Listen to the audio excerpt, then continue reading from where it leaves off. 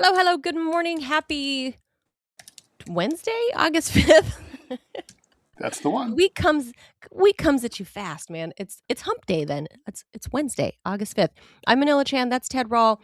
You're tuned into the Ted Manila Information Show, TMI Show for short, because we bring you way too much information. We do it live Monday through Friday, 10 a.m. Eastern time. So please be sure to join us live, especially in the Rumble chat. The early part of the month, we need as many unique chatters as possible. So if you are normally in the background lurking, please just drop a poop emoji or whatever to keep us in the creator program so we can get paid. So we can pay the bills and keep the lights on and keep doing this stuff. Talking about poops. One of the viewers yesterday was saying that it seems like every week we have a poop story. So she's probably not wrong. We should have more. I agree. There's so much to tell about your health and like longevity or whatever in your colon. Plus, it's poop. It's poop is funny. Yeah. Which, by the way, has anyone looked into the cyclosporia outbreak in Michigan? Apparently 2 people died. I heard maybe it's up to 4. Mm-hmm. Yeah. How do you die from explosive diarrhea? What do you mean? They must have had diarrhea kills people a lot. Really? I mean, they must have had like compromised health already. Yeah, they right? did. They had underlying conditions. Yeah. Diarrhea killed more people in the Civil War than bullets did. Diarrhea? Diarrhea is very dangerous. Yeah, you die from dehydration. Yeah. Like in the developing world, diarrhea kills millions of people a year. I just figured that was part of like a greater health issue for people in the developing world. No, dehydration is brutal. In Michigan. But like in Michigan, and they just had their primary, and Dr. Abdul El Sayed won. He beat in the primary. He primaried sitting Congresswoman Haley Stevens. The numbers came in. It's confirmed. He beat the 4-term Congresswoman Haley Stevens that talks really weird. He did defeat her. Yeah. No, that's official. Yeah, it's official now. So I would say, Ted, that this is kind of the weather vein of where the Democratic Party is leaning this time, and I think they're going progressive. I think they're getting tired. They're getting tired of the same old DNC back Chuck Schumer types. I think. Well, I mean, what's for better or worse? The thing that's interesting here is that before the DNC and the AIPAC put their greasy thumbs on the scale, Haley Stevens was poised to win. She was ahead in the polls by between 4 and 6 points, a comfortable margin. Comfortable lead. She would have almost certainly won. Then, basically, the establishment came in full throttle with James Clyburn, who you might remember me from 2016 and 2020, fuck Bernie Sanders. And all those people came in and all the establishment Democrats endorsed her and again came out strong against him. And online, they even engaged in Islamophobia against a member of their own party, right? They even did they? I didn't see those. They did. Oh, it was disgusting. And I mean, you would have thought they were a bunch of like pro-Bush Cheney people back after 9/11. No kidding. Well, remember that party did bring back Liz Cheney. True. Kamala Harris brought Liz Cheney up. That's true. Disgusting. To campaign. And then basically, and then the AIPAC money, $30 million in direct contributions and another $30 million, well, we know where it came from. So $60 million total, all dark money, poured in from AIPAC. It's the largest amount, it's the biggest amount of money ever spent on a race outside of a presidential campaign in the United States. Okay. So crazy amounts of money. And the thing is, all he had to do was run ads and say, "Look at all the AIPAC money. Look at all the establishment." And for a lot of Michiganders who were gonna vote not at all or were gonna vote for her, they changed their minds and they turned out for him because it pissed them off, because they hate the outside interference and or they hate Israel and AIPAC. So, I mean, Michigan has the biggest Arab communities in the United States, like in one collected state. I mean, so Michigan is is very full of Arabs. So I think a lot That's of them true. came out And don't supportive of him. forget, the thing that people don't talk about is just you might be, white or black or something else, but if you live in a place and you're friends with Arabs, the odds are you're also going to you might vote in solidarity with your Arab buddies. And Yeah. so, that's the thing. It's not like, Arabs have no solidarity or that white people don't care about the genocide. They do. So, it's definitely, this was the lesson here for the DNC, and I don't think they're going to take it, and I'm glad for that, is because I don't want them to get smart. But the lesson should be, probably you'll do better. You would do better. You're so unpopular and so despised that if you just shut up, your candidates will do better. But Yeah. they just can't help themselves because they're loud Yeah. and they're stupid.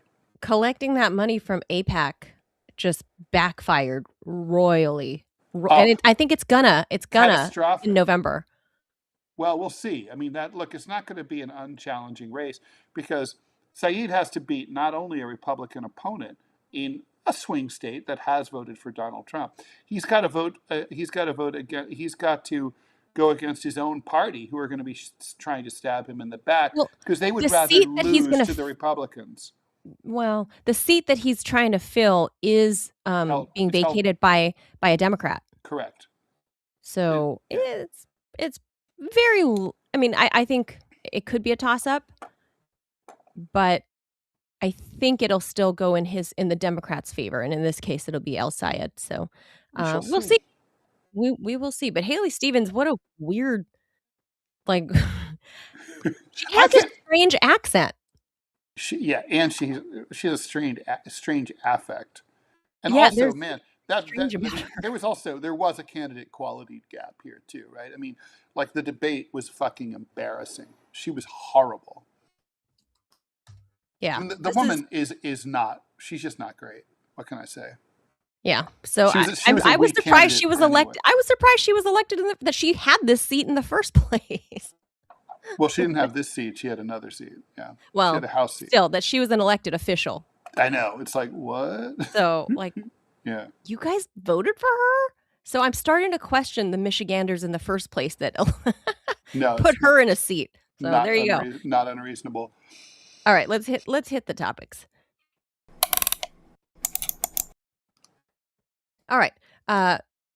Today's, I think, is going to be education heavy, Ted. So Okay. the GI Bill was created to reward military service by helping veterans build a better life. Instead, according to a sweeping Washington Post investigation, it has become a lucrative hunting ground for predatory schools that see veterans less as students and more as guaranteed government paychecks. The investigation found more than $300 million in fraud tied to GI Bill trade schools. I mean, remember, we've been talking about trade schools a lot on the show because regular college admission is on the decline while trade schools are up, like way up. So this kind of ties into all of that too. But there's a lot of fraud tied to the GI Bill trade schools over roughly the past decade. So these trade schools have been popping up all over the place. Many of the schemes followed the same playbook: create an unaccredited school, promise veterans a fast path to a high-paying career, charge eye-popping tuition, collect taxpayer money, and deliver little or no value. Ted, we can do this. Like, hi, this is Ted Rall. It's like, would you like a take place in a fast-growing AI career in your community? Yes, that's right. You can come to the TMI Trade School. It's like, it's for trade, machinery, and industry trade school. Send in your money right Intelligence. now. We apply for financial aid from the government. And if you a Gotta pay veteran, a thing. if you a veteran, you call right now. The operators will be standing by. You can keep your own tools. That's basically what happened. So look, let me tell you the details. It was shocking because this was like one of those like the few times that I am happy to read WAPO when they do investigative stuff like this.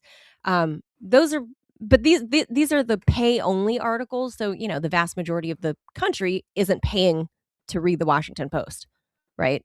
So this is one of those pay articles. So one New Hampshire school charged the Department of Veterans Affairs about $15,000 to teach veterans how to Wait. grow. I think we are currently blind. I think you didn't de-jaws us. Oh my Remember, you have gosh! to. I thought I you have- clicked. I thought I know, but I thought I unclicked Okay, it. yeah. Anyway, could they? Yeah. Were they able to We're audio only hear? right now. They were able to. You could hear us, right? I Yeah. swear I thought I clicked it, but I guess I didn't click it. But anyway, I made it a point to All right. Is it fixed now? Yeah, it's unhighlighted. Can you Okay, guys see cool. us now? Well, we right. don't have Robbie, by the way, because I think the fires. Yeah, he's We got. had him for a second, and then he warned He's- us that the power's been on Okay, and off everything's because of fine the now. fires. Yeah, cool. But so we don't have Robbie to tell us right now because Well, we have the audience. We have the chatters. It's all good. The chatters, yes, good looking out, chatters. Thank you. So the school in New Hampshire was teaching about $15K. Ted, you can go to this. It'll teach you how to grow organic grass, like your lawn, organic grass. Wait, what kind of grass is not organic? Is there synthetic grass? AstroTurf? Well, there is. What are they There talking about? is. That's a thing in California. People put the fake grass up because of the drought. I have lots of friends that Very strange. did that. But they call it organic grass in a course lasting 5 days, Ted. Right. This company was making $15,000 per veteran for a 5-day course on organic grass. Civilians, however, were quoted just $5,000 for the exact same training. Federal investigators later conducted an undercover sting after questioning whether anyone would willingly pay that price without the GI Bill. Another school billed the VA about $19,000 for an 8-day class teaching students how to create decorative fake rocks out of concrete. It's like pet rocks all over again. Veterans later told investigators they spent much of the course performing unpaid labor on the owner's commercial job sites rather than receiving meaningful instruction. One former student summed up the experience bluntly: "It was all a lie." The largest fraud uncovered involved a Texas HVAC trade school that collected roughly $72 million in GI Bill money over 3 years. Prosecutors said the owner lied about the school's finances and qualifications, while veterans described rushed, inadequate training that left them unprepared for real jobs. Meanwhile, investigators say the owner of this HVAC school bought himself a Lamborghini, a Ferrari, a Bentley, a multi-million-dollar mansion, and admitted spending nearly $200,000 at strip clubs. He's a job creator. What an asshole. The investigation argues these weren't isolated scams. They were symptoms of a system riddled with vulnerabilities. Unlike many federal education programs, the GI Bill allows many vocational schools to operate without academic accreditation. There is no meaningful federal minimum for course length, limited oversight of classroom quality, and much of the monitoring falls to under-resourced state agencies. Schools often self-report enrollment numbers and tuition, while compliance inspectors are typically scheduled in advance. Veteran advocates say those gaps create irresistible opportunities for fraudsters. The VA points out that the documented fraud represents less than 0.3% of overall education spending, and says it has recently created new fraud detection tools, risk scoring systems, and investigative units. But former inspectors general and watchdog groups told investigators they believe the known cases likely represent only a fraction of the abuse occurring nationwide. For veterans, the warning is simple: don't assume that a school is legitimate just because it accepts the GI Bill. Research accreditation, compare tuition with similar programs, investigate graduation and job placement rates, and ask hard questions before signing enrollment paperwork. The GI Bill remains one of America's greatest promises to those who serve, but this investigation suggests the promise has become a target, and veterans are often the last to realize that they've been caught in a scam. How shitty is that, Ted? Like, what kind of asshole are you that, like, you have this veteran that's like out of the military. He or she is trying to, turn a new leaf in life and, like, go into the private sector, civilian life. And, like, let me teach you how to grow organic grass. And then You're going to have a great booming lawn industry. Yeah, what are you going to do with that? That is no, it's disgusting. I mean, I have to admit, I kind of marvel at people whose minds think this way, like who literally, like the people during the COVID money who are like the PPP, like, oh, like, most people, we just read the story and we're like, okay. And then other people are like, all right, guys, roll up your sleeves. We're going to figure out how we're going to scam some of this government money and we're going to steal it for ourselves. And who cares if we end up fucking over a bunch of people, including veterans? And it's, I mean, part of me thinks, okay, obviously they belong in prison. That's for sure. And the other part of me is like, how does your brain work like that? Like, why are you, like, if you're that smart at scamming, why don't you just start a legitimate business for real and invent something that people need and sell it to them? I mean, it seems like you're pretty crafty, you're pretty canny, you should be able to do that. Well, obviously the crafty people are on the other end of this, because how the GI Bill works, in case, like, my husband's a disabled veteran, and he used the GI Bill and got multiple graduate degrees from real colleges. So he was not scammed. Not Columbia School of Beauty. That's right. He went to regular colleges that have accreditation, right. And got actual usable degrees. Wow. Can't even imagine. So I know. I'm like, what's that like? Like finance? I mean, what? How do you do that? I don't even understand. I don't even understand. Please $sign. Manila, please speak English. I don't understand. Right. $sign divided by pi over whatever. I don't know. He solves stuff like that. I don't know. But anyway, he used the GI Bill and it worked out. I mean, for the most part, there are millions and millions of people just like him who, at least, they knew better than to sign up for, something like lawn care, because a lot of veterans don't even look into what it'll cost the GI program. It is an automatic payment. The school, quote unquote, just directly bills the VA. So the student, the veteran, never ever sees a bill. So he or she it never crosses their mind to even think about that, for the most part, right? Like most, it's part of your benefits package. Like that's, sure. That's, and for a lot of kids that go into the military, this is their way to get a college education, right? They serve a couple of years, they get out, and then they get free education. That's the whole point. It's a lot of, underprivileged, lower socioeconomic kids, usually 18 years old, trying to get out of a bad situation. And they know on the other side of this 2, 3, or 4 year contract that they signed to be in the military, on the other side of this, they have a lifetime of benefits. And this is what's happening to them. How shitty, like how this is why the VA budget keeps expanding, Ted. Like, it's so low. It's so, like, but the problem is they just keep throwing more good money after bad. Right. Well, and the VA isn't cracking down on it. I just want people to, this is good. Like, for the people who watch the TMI show, just a reminder, like, tell you and for you and yours to pay attention and, be aware of, like, double, triple check before you get involved in one of these things. Yeah. Don't just sign up for whatever trade school, especially because we're talking about that a lot these days. All right. Let's move on. Yeah. And if you jaws, you must unjaws. I know. It shows the highlight and I thought I took it off. You must de-jaws.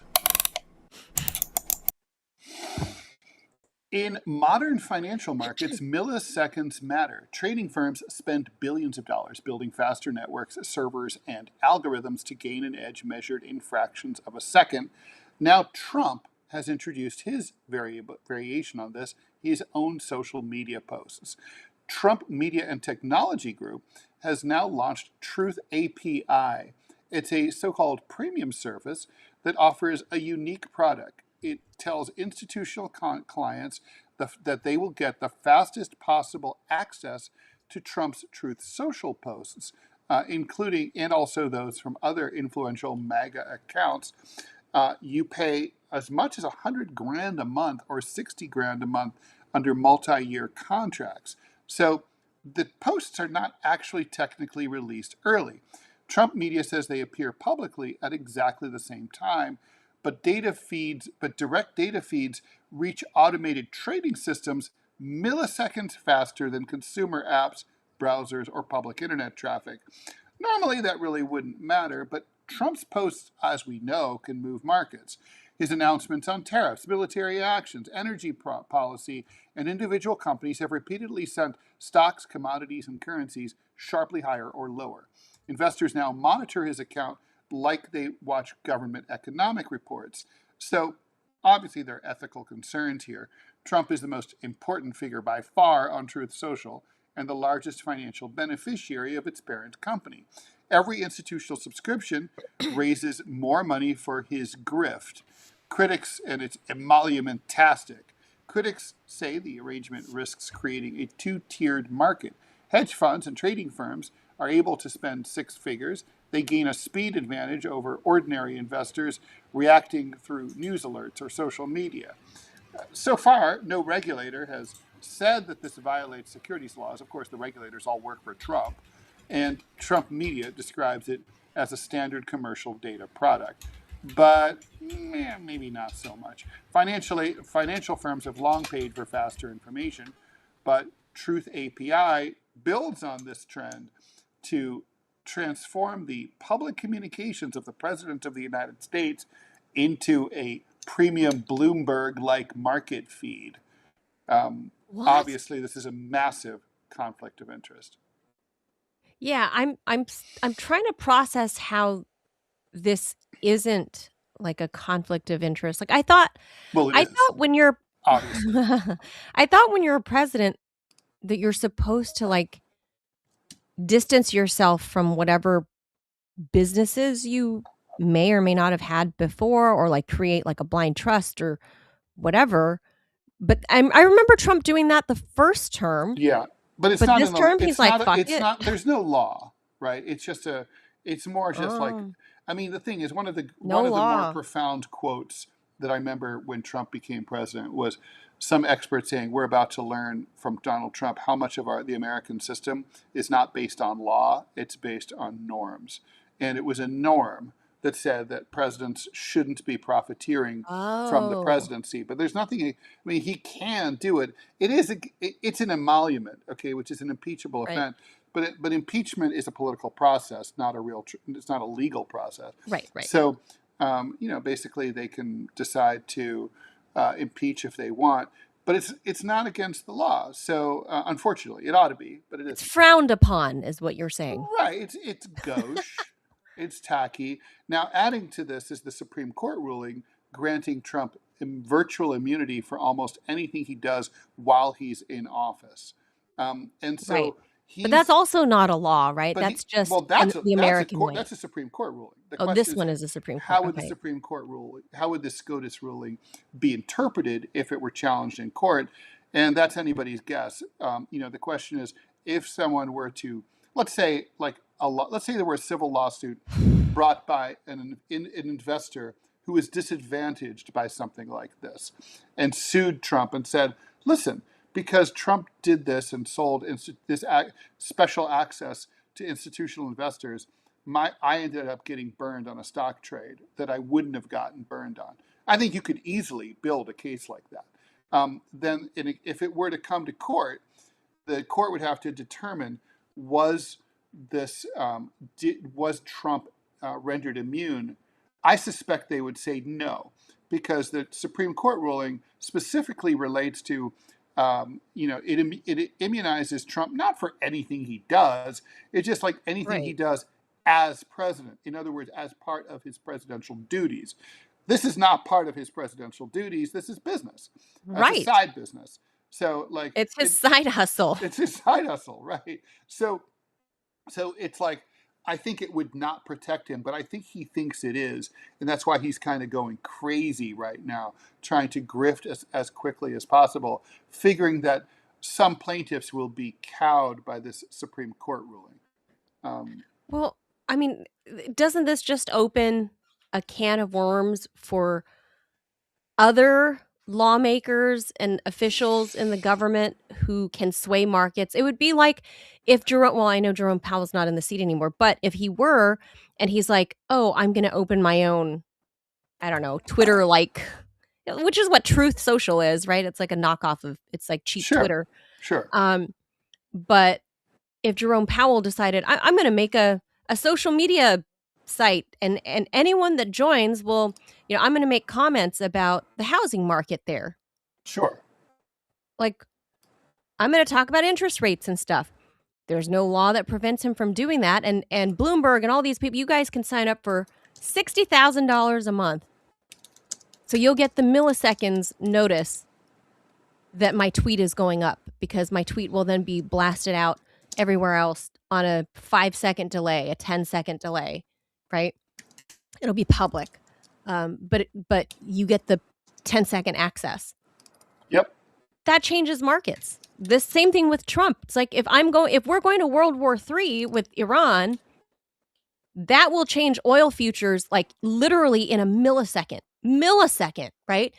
If they found out that we were sending, like, I don't know, B-52 bombers that way, they're taken off of whatever base in Germany, right, and flying over to Iran right now, and Trump tweets it, those milliseconds will literally change like oil stock in a heartbeat. Right. That's right. What's happening here. Yeah, because when this story was initially released, Manila, the way it was portrayed by like major news outlets was a little different. They said that like basically the people who subscribed to this service would receive the truths first, and then the truths would go out later to the public, right? The same truths. And that was kind of like how that's how it was marketed. And that's it? That's all they said about it? Yeah, and like now it's kind of like, oh, so they all go out at the same time, sort of. But because the giant companies like hedge funds, they have these supercomputers that literally can trigger a trade. They can AI and instantaneously say, what does this mean? Oh, oil prices are going to go what's up, happening. go long on oil futures, right? Like its own prediction models are built in, and they can supercompute much faster than the most experienced Wall Street trader, right? Like more than our friend Bubba Horowitz. Shout out to Bubba. Bubba's been trading for like 45 years, right? These firms that have this kind of technology can trade faster than Bubba can click. Mm-hmm. And en masse. That's it. That's exactly it. This is a topic we should probably ask Bubba about. Like, what we should bring him on. We haven't had Bubba on in a long time. Yeah, I'd be curious what he thinks. I mean, especially since I think he supports the president, so I wonder what he thinks. He does, and I wonder where he's at now, given Trump has made the market so volatile. I mean, the highs have been high and the lows have been devastating. So.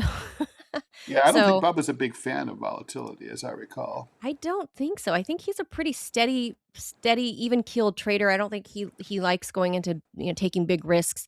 And Bubba does have his own like seminar class about teaching you how to trade.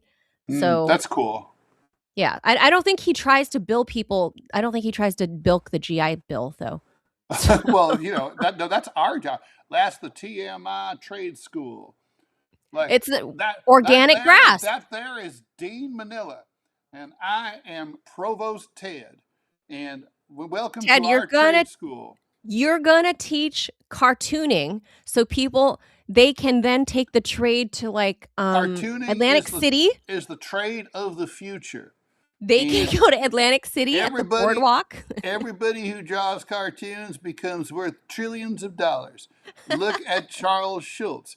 He had that beagle, and that beagle is rich. And you can be as rich as that dog. So you sign up now. The number 1-800-TMI Show. Call now. Operators are standing by. We accept Discover card. That's the orange one no one else takes. Come on. No, and GI Bill. We primarily focus on the GI Bill because then you can Bill, if you served overcharge. You served in Iraq. Now it's time to get back at the TMI school.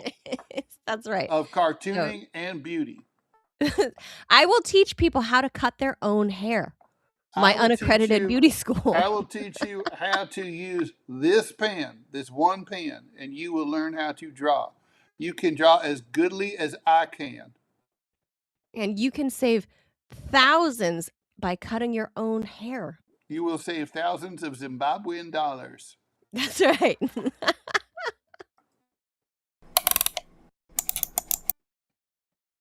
All right. Here's another grift. Okay. I guess today's, maybe it's not about education. The theme is grifting. Big grifts. Always. And none bigger than California. God bless my home state. Gotta love Gavin Newsom, man. I mean, like, I say this tongue in cheek, but I mean, seriously, Ted, the balls on this guy, it just wow.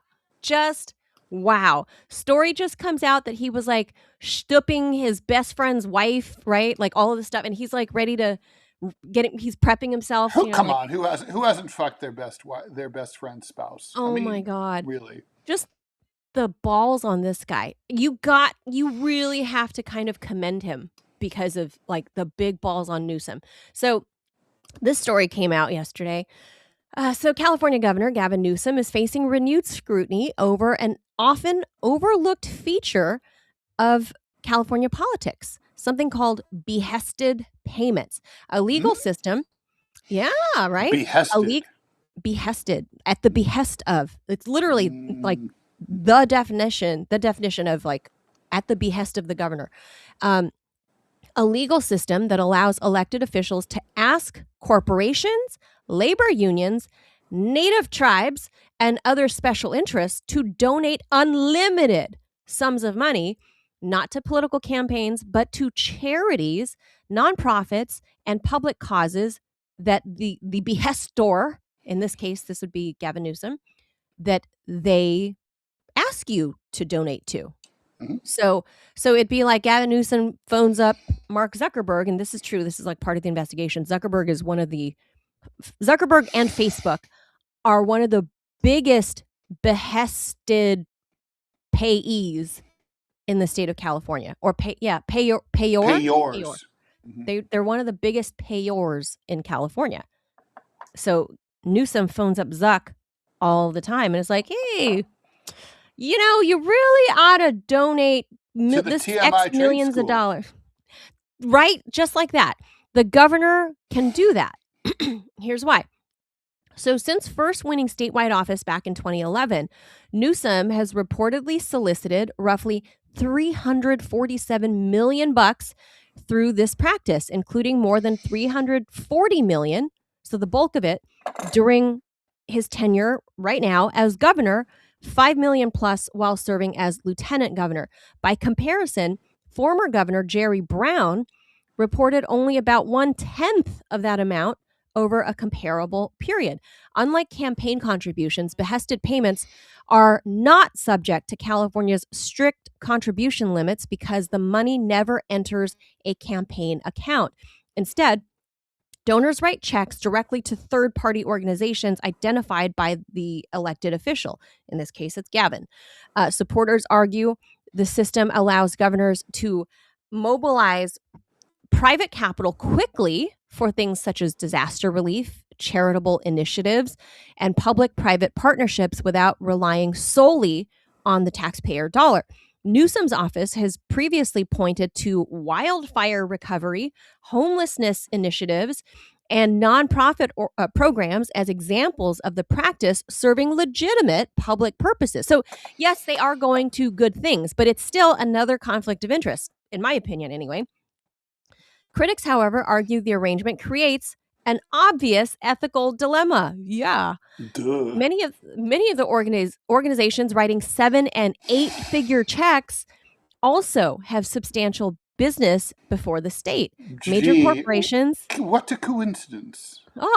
major corporations, healthcare companies, labor organizations, and tribal governments frequently seek regulatory approvals, contracts, or favorable policy decisions from California's executive branch. While there's no public evidence that specific donations produced specific government actions, ethics experts have long warned that the appearance of influence alone can erode public confidence. The appearance of conflict of interest is conflict of interest. The conflict of, right, the appearance alone. So some of the largest individual requests reportedly reached into the millions of dollars. Investigations have also highlighted approximately $5 million in behested donations directed to the California Partners Project, a nonprofit founded by they call her, this is so annoying to me, the first partner, Jennifer Siebel Newsom. Wait, they're married, aren't they? Yes, but So California is progressive. She's the first chickadee. She's the first lady of California, but because they're so progressive, Ted, she identifies as the first partner. I hate that. Makes her sound like a lesbian. I know. She's the first partner. Unless there's something about Gavin we don't know. Well, I don't know. She self-identifies as the first partner, not the first lady. Mm-hmm. So first partner, Jennifer Siebel Newsom, works alongside her official office, although she is not paid by this organization. So $5 million in behested payments went to CPP, California Partners Project. She's the first partner, Ted. And yeah, basically I get it. It's her own little pet project. $5 million and her hubby like directed $5 million to basically, it's kind of like when a rich guy buys his bored wife a little boutique to run in the strip mall in the suburbs. Yeah. It's like, hey, honey bunch, I'm selling my blown glass. I love you. Here's $5 million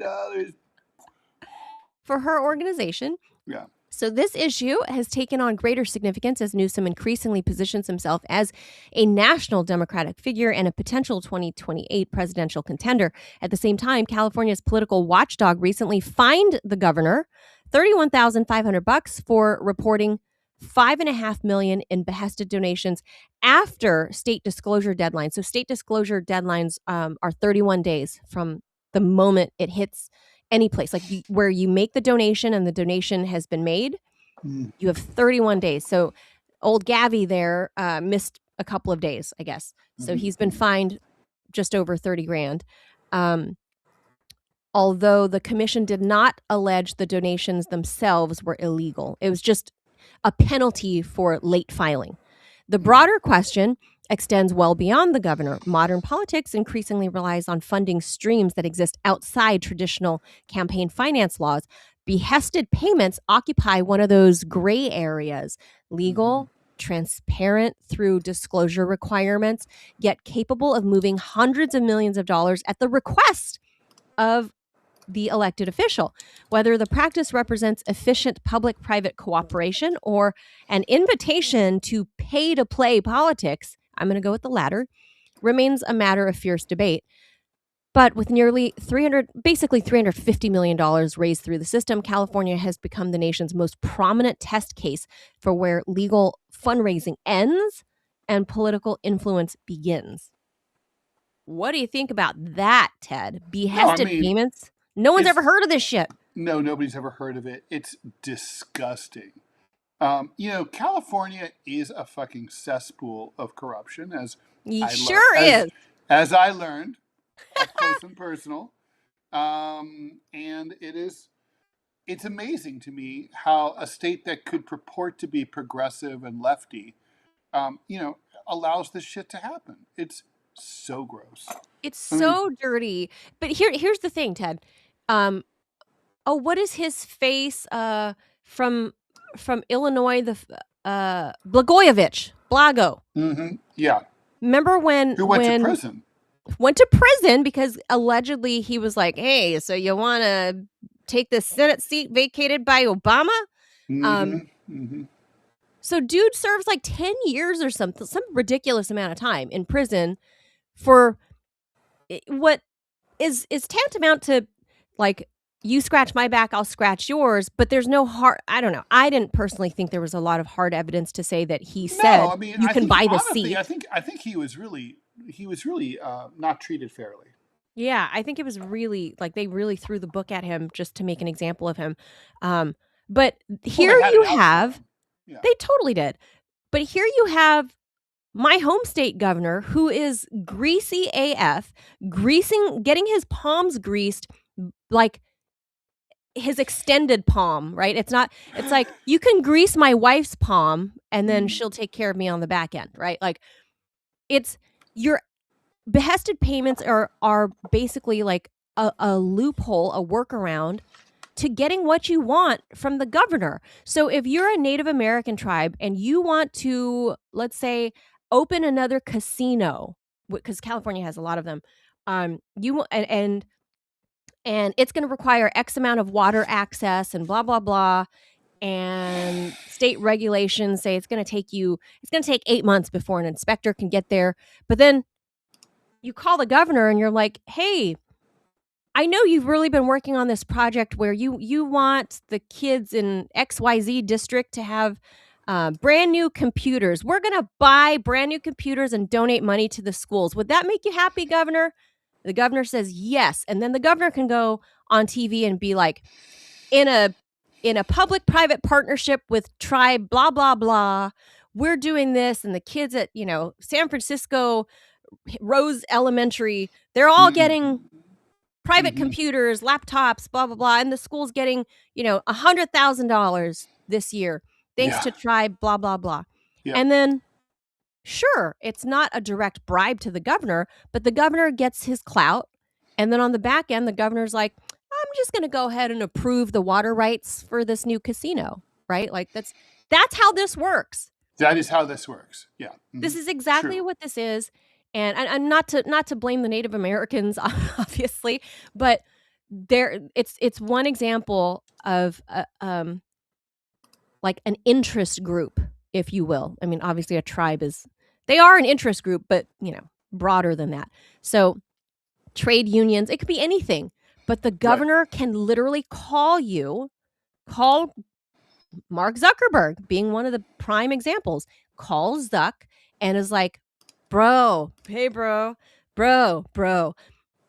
and says, such and such project for homelessness in Silicon Valley, we really need some more encampments, some more some more tents.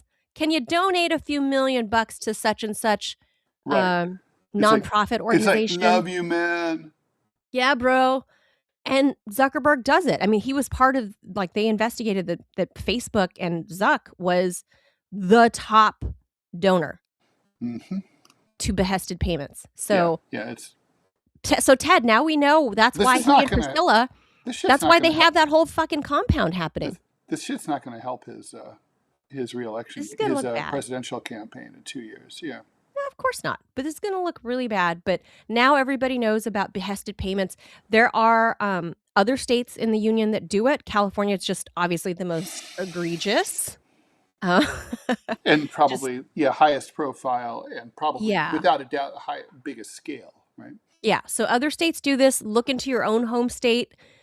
If you're wondering how certain projects are happening and whatever interest groups, it might be through this. So it's not direct campaign donations and it's not, super PAC donations. This is a loophole to the super PAC. There you go.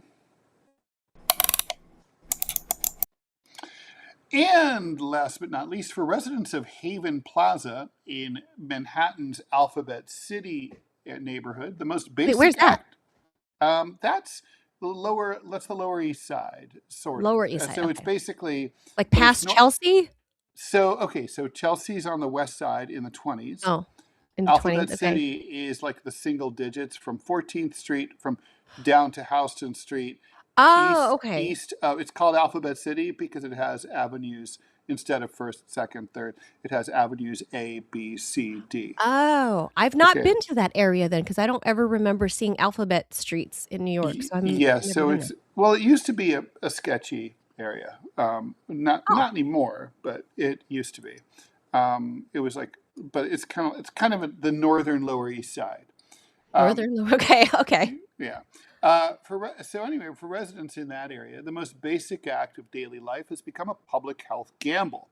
Tenants in the 5-building affordable housing complex, say Haven Plaza, say that they've gone about 2 months without safely using their showers after Legionella bacteria were detected in the building's water system. 2 people who lived there did develop Legionnaires within a year, triggering broader testing and remediation across the complex's 371 apartment units. Legionnaires is a severe form of pneumonia that you get by inhaling contaminated water vapor. That makes showers a real problem, especially for older residents, smokers, and people with weakened immune systems or with chronic lung disease. So just take a fucking bath. Yet tenants say official guidance has been confusing and very slow.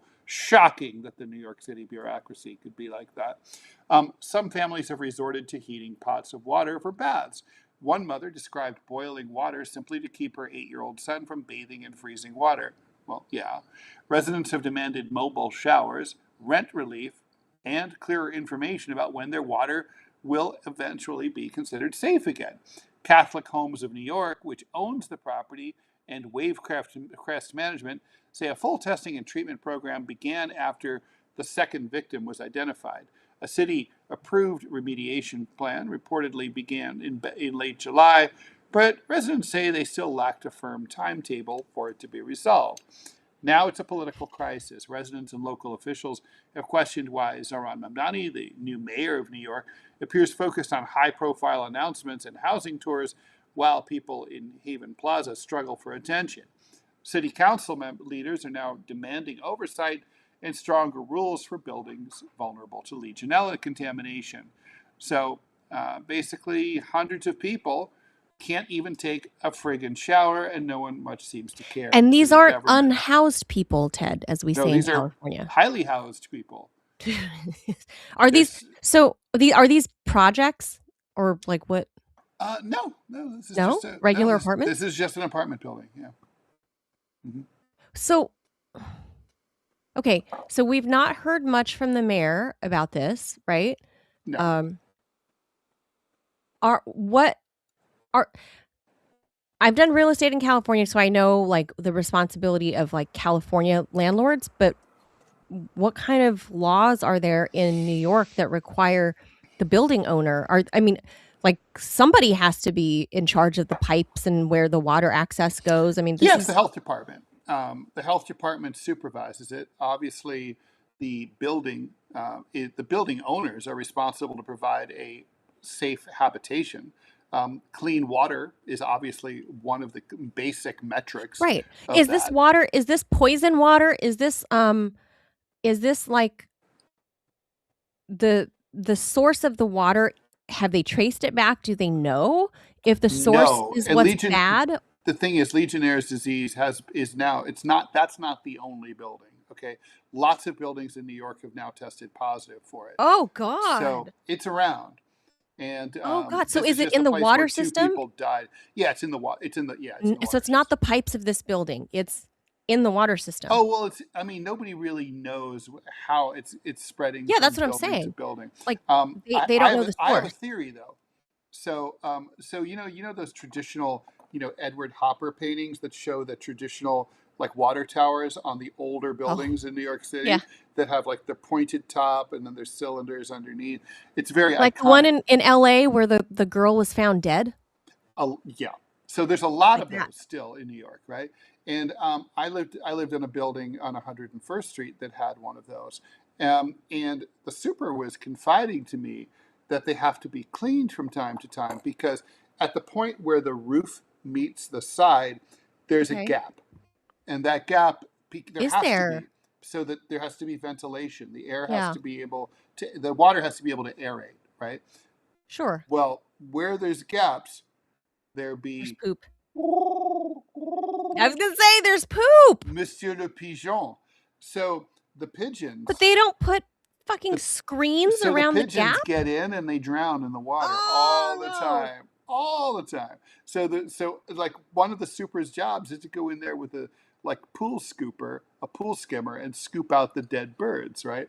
So birds obviously spread disease, not just avian Pigeons are flu. flying rats. So the thing is, my theory is that the Legionnaires is spreading as the pigeons who don't drown go from one. And the reason this is my working theory, and Mayor Mamdani, call anytime, I'll take your call. I noticed that none of the buildings involved here are modern, brand new buildings without those towers. So that's my working theory right now. Yeah. I didn't realize there were that many buildings with those old water tower. I mean, Oh, well, I they're guess all that would over. make sense. I guess that would make sense. I guess I just never paid attention to those residential towers. Like you're usually looking up at the brand new sparkling glass buildings, and I never Yeah. looked that far up, like a residential complex. And if anything, Yeah. you admire the brownstones or something, right? Like on the Upper East Sure. or whatever. You're like, oh, these are beautiful. But that would make sense because like Los Angeles, where like downtown LA, where I lived, there are a lot of, turn of the century Gothic and Deco style buildings, right? From like the 1920s or what have you, right? Like right around the turn of the century. And it's all those old buildings where the rooftops have those weird water towers. Like I said, where I mentioned the girl, the little Asian young woman that went missing, she somehow found her way into that and contaminated the water system at a hotel. Mm-hmm. At a hotel famously known to have housed, in years past, like in the 1920s, 1930s, like silent film actors, and people often killed themselves, like jumping out of that building. It's a whole thing. And then this girl climbed into the water tower. So I can't even imagine. I never followed up on it, but I can't imagine what kind of diseases a rotting human corpse for weeks was giving to the hotel visitors. It can't be good, right? I didn't hear that it was Legionnaires, but I never paid attention to if there were gaps where birds would go leave their droppings, or As is that they do. how Legionnaires, is that how like the disease forms? I'm not clear on that. I don't know either. I mean, it's a disease. I know it can get into. Rarely hear about. Like one of the Rumble chatters said it goes to it can get into the HVAC systems. That's certainly true, right? Like, so it's yeah. So, what is the remediation? What Well, can these? They have to clean. The thing is, they have to get in and clean all of the. The tough part is, right? It gets into all the ducts, all the pipes. So all the ducts and the pipes have to be cleaned. Obviously that's complicated and hard. So now you have hundreds of people that are paying probably an arm and a leg to live in New York City. Sure. Unbathed. And the landlords are not doing the right thing because they're cheap assholes. I'm sure. And they don't want to like, what they should do is offer all of those people, you go stay in a hotel while we work on this. But they're not going to do that. No, of course not. But like the building owners expect them to be, jerks about it. But why isn't the city stepping in? Because if they don't know the source of this and people are starting to die, why isn't the municipality coming in to investigate? And it's been like, well, they are investigating. The health department's on top of it. I mean, great. People feel real safe about that. Well, I mean, real confident. Look, it's New York City. Nothing is ever done efficiently or well. I mean, that's just how it is. Well, that's why I read that people, I imagine the people living there were requesting like, hey, why doesn't the city or the building owners, why don't they give us one of those like shower RVs like outside? Mm-hmm. Well, that's a good idea. Like that's horrible. So if you can't shower in it, you can't cook and drink it. My recommendation would be if you're capable of handling it, take a bath instead. But why would you? But wouldn't that still expose you to the disease? No, because of the vaporized nature of the water. No, it's a respiratory disease like So COVID. it's like the micro droplets, but not necessarily Yes, the steam. The correct. steam So is. in other words, if the water's not agitated, it's fine. Mm, So I I would so if you draw the bath no. and then let it sit and come and take a bath, you'll be fine. Yeah, I would be hard pressed to, let's say, bathe my newborn infant. Like, mm-mm. Yeah, but if you do what I said, No, I just knowing that my building had that. Oh hell no! Like well, hell. it would be really freaky. Yeah, Ugh, anyway, your well, building basically killed you. Yeah. yeah, that's awful.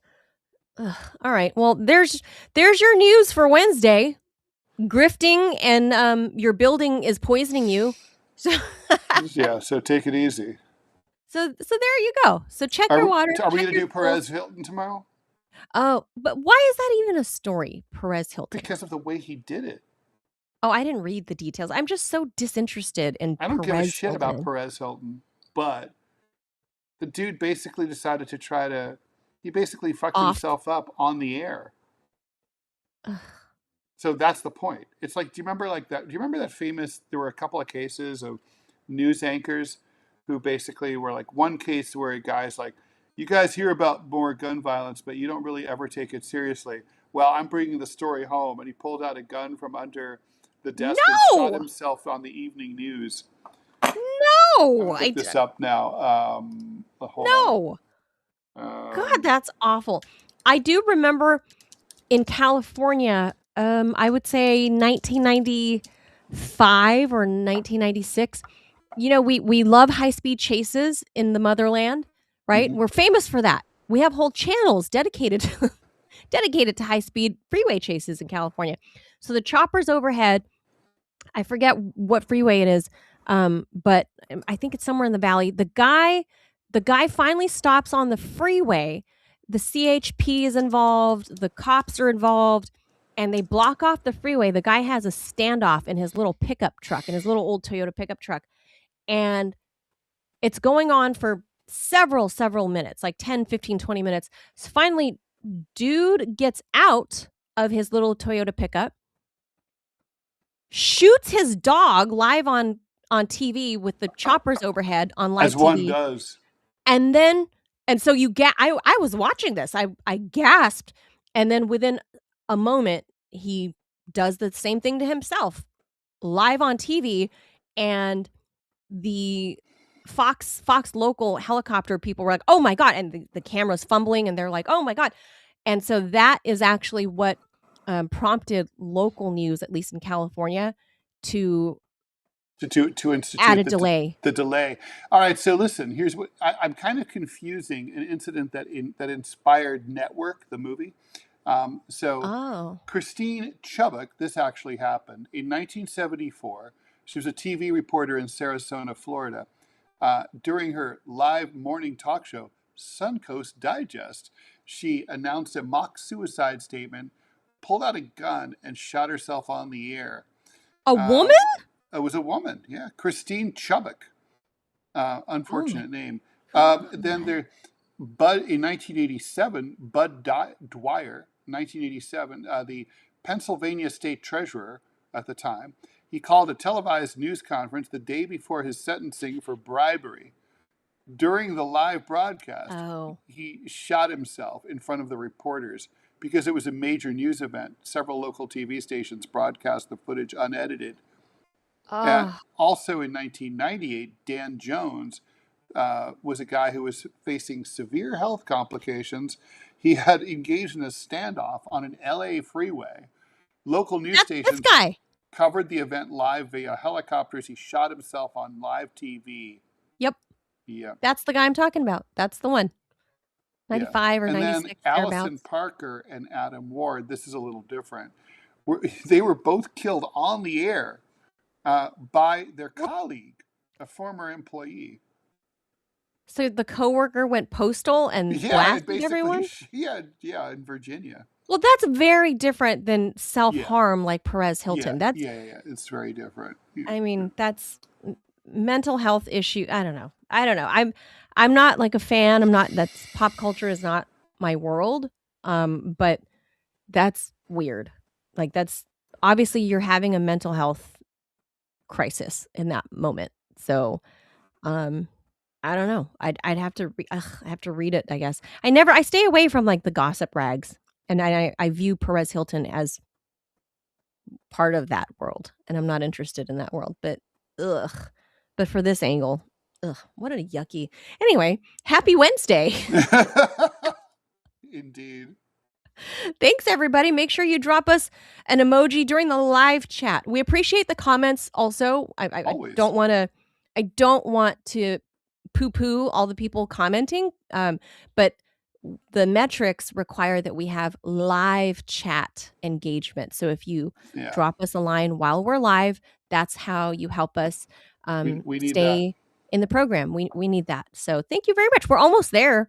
And we try to knock it out in the first week. This is the second month that Rumble is doing that for the creator program. So for us to stay monetized, we need your poop emoji. We do. We need for that. all the poop we need stories. It badly. Thank you, guys. Adios, Bye. Ted. Ciao. Bye, all. Bye.